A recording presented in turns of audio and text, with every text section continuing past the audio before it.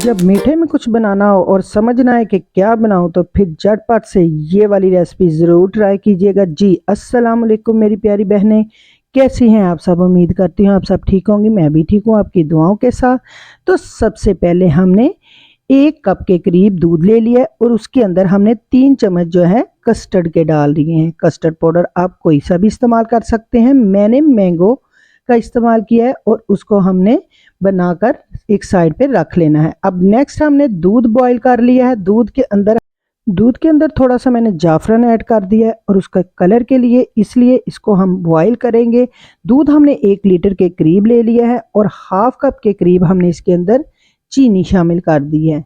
आप शुगर अगर तेज़ खाना चाहते हैं तो आप तेज़ भी डाल सकते हैं, ज़्यादा भी डाल सकते हैं। 1 किलो के करीब में हमने हाफ कप जो है इसके अंदर चीनी की शामिल की है। उसके साथ जो कस्टर्ड घोल के रखा था वो मैंने इसके अंदर शामिल कर दिया है।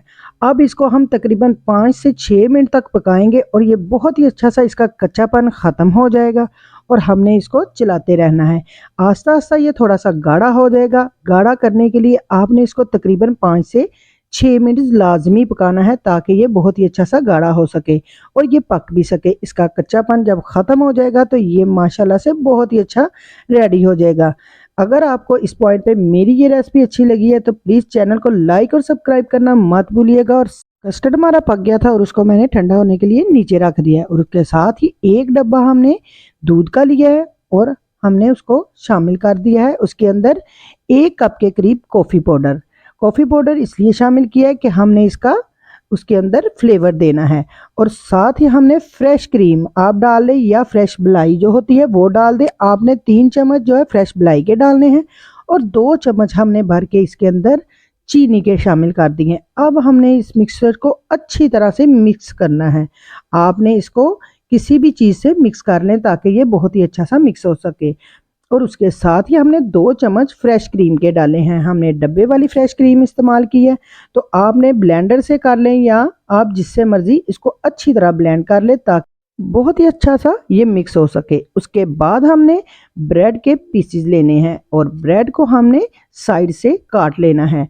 ब्रेड हम इसके अंदर यूज़ करेंगे और बहुत ही अच्छी और टेस्टी हमारी ये ब्रेड पुडिंग ये बन के रेडी हो जाएगी।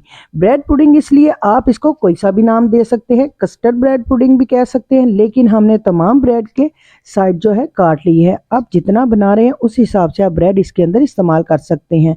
हमने ब्रेड जो जिनकी साइड उतारी थी उनको हमने वो जो मिक्सचर बना के रखा था उसके अंदर हमने डिप किया और एक एक करके हमने जिस बर्तन में हमने इसको डिश आउट करना है हमने उस बर्तन में लगाते जाना है। आपने सबसे पहले इसके अंदर जो हमने कस्टर्ड तैयार किया था वो डाल दे। मैं थोड़ा सा इधर भूल गई थी लेकिन अब मैं इसके अंदर शामिल कर रही हूँ।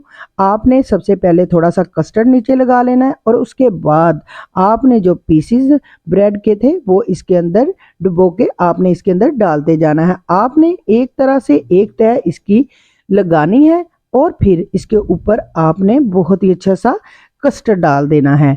इसी तरह हमने तमाम साइड इसकी जो है बहुत ही अच्छी सी फिल कर लेनी है। इसी तरह तमाम हमने जो ब्रेड के पीसेस है इसी तरह इसके अंदर शामिल कर देने हैं। अब हमने इसके ऊपर कस्टर्ड डाल दिया जो हमने बना के रखा था। अब दूसरी हमने तय लगानी है, इसी तरह हम दूसरी तय भी लगाएंगे। आप अपने बर्तन के हिसाब से भी इसके ऊपर तह लगा सकती हैं, आप ज़्यादा भी कर सकते हैं। बर्तन के हिसाब से आप इसके अंदर तह कम या ज़्यादा कर सकती हैं। इसी तरह हमने दूसरी तह भी इसकी ब्रेड की लगा के उसके ऊपर अब हमने जो हमारा कस्टर्ड था वो हमने इसके ऊपर शामिल कर देना। तमाम कस्टर्ड हमने इसके अंदर अब डाल देना है ताकि हमारा बहुत ही अच्छा सा ये ब्रेड जो है इसके अंदर डिप हो सके। और अब हमने इसको गार्निश करना है। गार्निश करने के लिए आप कुछ भी इस्तेमाल कर सकती हैं। आप इसके ऊपर नट्स भी लगा सकती हैं और बहुत से फ्रूट्स होते हैं वो भी आपके इसके ऊपर लगा सकते हैं। मैंने इसको बिस्किट के साथ यानी गार्निश किया है। आपने भी कुछ भी लगा सकती हैं। आप कोको पाउडर भी इसके ऊपर लगा सकती हैं, चॉकलेट भी लगा सकती हैं, यानी कि जैसा ही आप इसको गार्निश करना चाहती हैं वैसे ही कर सकती हैं। ये ऐसा मीठा है जो कि झटपट से तैयार हो जाता है और आपको तारीफ का मौका भी देता है। तो इसके साथ ही इसको हमने 1 घंटे के लिए फ्रिज में रखा ताकि ये बहुत ही अच्छा सा ठंडा हो सके। ठंडा होने के बाद ये बहुत ही मज़ेदार और क्रीमी फ्लेवर में आ जाएगा। यहीं पे मैं रेसिपी को एंड करती हूँ। उम्मीद करती हूँ आपको रेसिपी अच्छी लगी होगी। अब दें मुझको इजाज़त, फिर मिलेंगे नई रेसिपी के साथ। तब तक के लिए अल्लाह हाफिज़।